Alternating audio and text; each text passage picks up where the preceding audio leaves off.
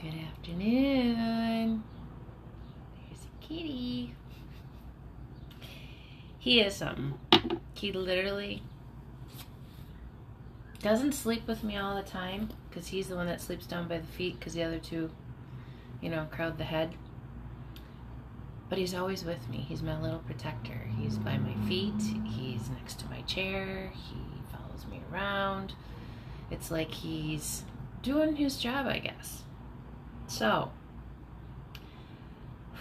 I think I finally cleared a lot, and I now know where a lot of it came from. And this is why I'm going to get on today, is because I want a lot of you to understand. I'm speaking to my empaths, who are light workers, who have that double duty, that you're feeling it, and you're feeling it, and you're feeling it, but you got to determine what's yours and what's not. And my son came to see me last night for a little while with his girlfriend, and they had been over by my sisters, and I don't speak with my family, but the energy that he left behind in my apartment from that situation, I just can't even tell you. And I had to this morning, get it moving and get it out of here. And why I bring this up is because I have always said I will use myself as examples, and I will use myself in my situations and my whatever. And it wasn't that there was so much negative talk, but there was just so much talk. I'm still the subject. And, for them to tell him about me and why, try to make excuses, and it just... Black magic. Black magic is being removed. I got it in one of the cards too. Your name was on their lips too much lately. They send it through your son. It weighs on you for a bit, but it runs through you now. You use it to alchemize and turn it into a creative outlet for money. You have discovered your gifts and are being shown many things right now. You will be so blissfully blessed for keeping your emotions in check.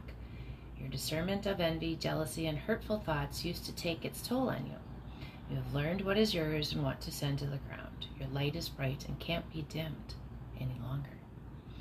You passed all the tests and your destiny is upon you. Be seen, protect your energy, but most importantly, be you, be love, be well. And then I found these two little notes. Mr. Bob, he was a gentleman I took care of, but was one of my spiritual mentors. And these are two things he wrote. Recognizing undesirable situations as desirable is one of the most powerful thought training practices. It is the way to transform suffering into happiness. I swear, it's sitting right in a drawer of mine. But now it's in the journal. Knowing oneself is the real knowledge. Serving all with the ideation of God is the real action, and the vow to please God, the real devotion. Now, this brings up another point. God lies within you. He's not something outside of you. It's within you. And when you tap into that, that's what they're talking about. Your connection. You're so powerful. But again, like me and many other empaths in this hell, we've had to learn how to keep our emotions in check and not feel everything for everybody. But yesterday was like I said, it was like their last attempt because they can't get you anymore. And you're cutting those cords. And I think that was in here somewhere too. Is your intuition is your first feeling you always get. So always go with that, okay? And I got that in one of the cards. Head up, wings out. Feel who you are. Know that you're a powerful being. But be loving and kind. It's a very, right down the middle. Stay in your own lane. I'm going to go this way, and I'm going to put my blinders on to all that they're sending. because it's not anything that I need to help me do what I need to do. It's so hard for me to explain to people that have not tapped into themselves yet, just that calm that you get once you realize that a lot of what you feel and a lot of what you go through,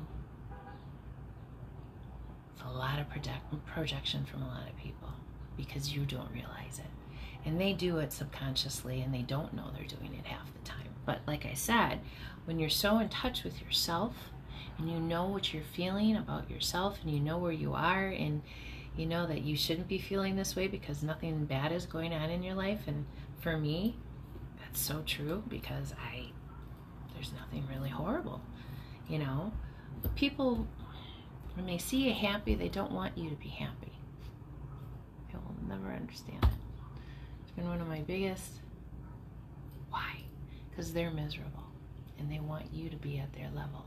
So every time that they pull on you, you can feel it because you're rising and they can feel themselves sliding off. Let them slide off. And it doesn't mean, you know, you have to do as severely as I did, but with all the trauma and things and whatnot, I know that I'm the one that is breaking the cycle for all of them.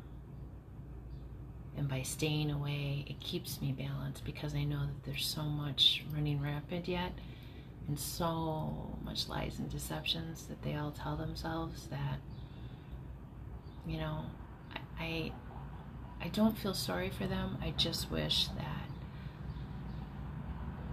they would see, you know. I don't hold grudges. I don't hate anybody. I will, like I've done on previous videos, I will set my boundaries very strongly and say, look, you know, and people will still test them, and I blocked 3 people yesterday because I'm like, oh my God, really? Just, you want to have an honest to goodness conversation with me? Be nice. It's real simple. But don't be, you know, an individual going out there trying to find out how many women you can get in one day to, like, appease you. All the insecurities. Check yourself, you know. But that's really what it comes down to, you know. And I never wanted to pass on my stuff to my children. So it's why I work so hard.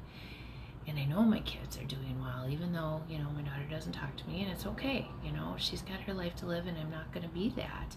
I'm not going to chase her down, and I'm not going to, you know, she's decided what she wants to do, and I respect that. It doesn't make me a bad mom. It just makes me a mom that realizes that she's made a choice for herself. I respect that. I, on the other hand, got belittled and God knows what else. And, you know, oh.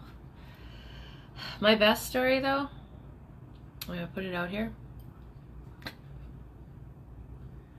because I'd like to know where all that money went and all that whatever. But I forever got accused of being a sex worker. I was like, why didn't I think of that? Probably would have been retired, living on an island somewhere. What? I don't know. But, oh yeah. And that's the story that was told. And I just went, okay. That's when you truly know that it's not love. It's, they want to try to build a lie about you so that they can tell people about it and then make themselves feel better. And why that you don't talk to them. My own family. But you know what? It is what it is. And I forgave all those things and I've moved on. And why I bring them up, I'm not bringing it up to bash or whatever. I'm just bringing it up to say it's unbelievable the lengths that people will go to try to make themselves look good or whatever it is. So please, my point is with all this, all that heavy energy, take it, stick it into the ground, alchemize it, and then you go do something with it, and you create something, and you make some money from it. Because that's what I did. So, love y'all so much. Enjoy your Sunday.